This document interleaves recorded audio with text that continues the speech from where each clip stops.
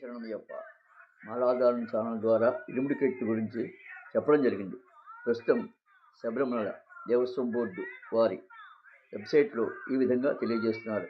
శబరిమల దేవాలయం గౌరవనీయులైన అర్చకులు ముఖ్యమైన సూచనలు తెలియజేస్తున్నారు. శబరిమల దర్శనం కోసం వచ్చే అయ్యప్ప భక్తులు ఇరుముడి కిట్టులో తెచ్చే అనేక వస్తువులు ప్లాస్టిక్ కవర్లతో ఉండడం వలన శబరిమల దేవస్వం తంత్రి గారు ఇలా తెలియజేస్తున్నారు.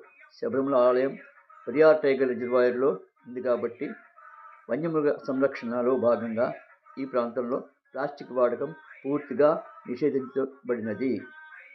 ఈ విధంగా ఇరుముడిలో తీసుకువచ్చే ప్లాస్టిక్ వస్తువులు శబరిమల పర్యావరణ సమస్యలను కలిగిస్తాయి మరియు దేవస్వం తంత్రి అభిప్రాయాన్ని పరిగణలోకి తీసుకుని శబరిమల దర్శనానికి వచ్చే అయ్యప్ప భక్తులు ఇరుముడిలో వారు తెలియజేసిన విధంగానే ఇరుముడి కెట్టును నింపి తీసుకురావాలని కోరి అభ్యర్థిస్తున్నారు.